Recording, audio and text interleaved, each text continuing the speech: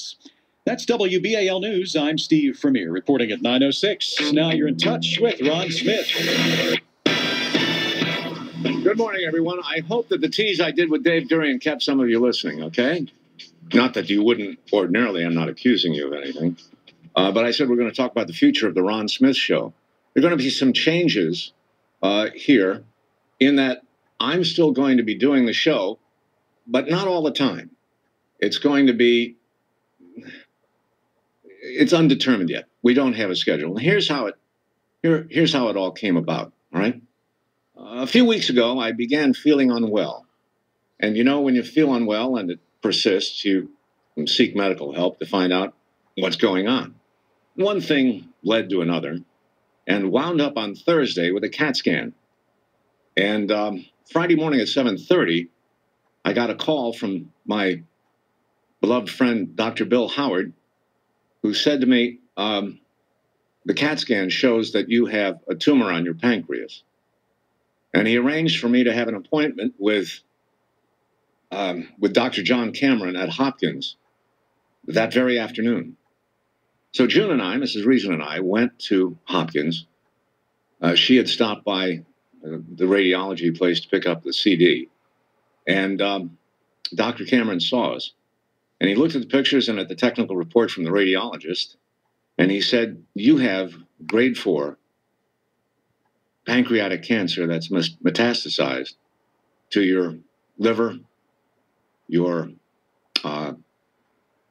parenteal, how do you say that? Parenteal cavity, abdominal cavity, lungs, and so on. So that's some kind of news to get, you know? It really is. I mean, it's like, this is probably not good. So I said to Dr. Cameron, who is the foremost expert on pancreatic surgery, as far as I know in the world, I said, well, is this worth fighting? He said, oh, yes. I said, it's worth fighting. He says, we have fantastic new chemo drugs, chemo regimens, and I've seen worse cases than yours clear up. You never know what's going to happen. So, you know, I'm committed to fight this thing, but it's going to take some time off to do it. In other words, I'm going to have chemotherapy on a regular basis. I don't have the schedule yet because I won't see the oncologist until Friday. Once I have the schedule, then with the help of management here, which has been so supportive, the Ron Smith Show will continue with Ron Smith, except on days when I can't be here. All right? That's it. And some of you may wonder, well, how do you feel about getting this diagnosis? Well, let's put it this way. I think my wife put it best. We're not happy, but we're at peace. We're at peace. And I'm surrounded by loving family and friends who've already demonstrated that so much over this strange weekend that we just lived, that I can't express enough my gratitude for their love and their support. And going forward, you know, I'm going to fight this and see what happens, how the cancer responds to the treatment, how my body responds to the treatment. There is no way to be sure of anything about this, other than I will be undergoing chemotherapy for the rest of whatever time I have. But it could be a considerable time, so don't mourn me yet, all right?